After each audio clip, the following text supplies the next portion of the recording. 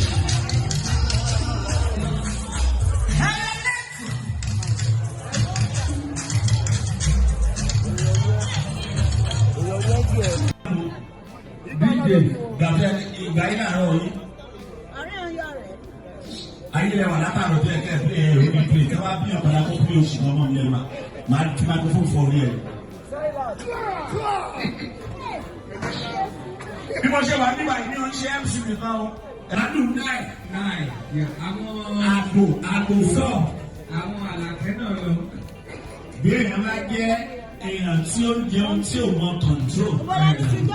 We are ready for you. We are going to shock you.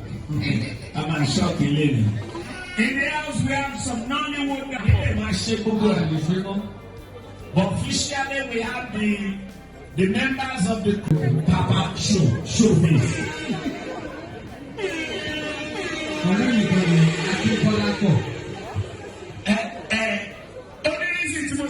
Show now, to show. Okay. Our record, our problem, no. Our record, our solution. Yes. Papa Show is cow number 2. God bless you. Papa Show. I'm calling in the building already. Very stubborn. Okay. All about one. All last show could do well.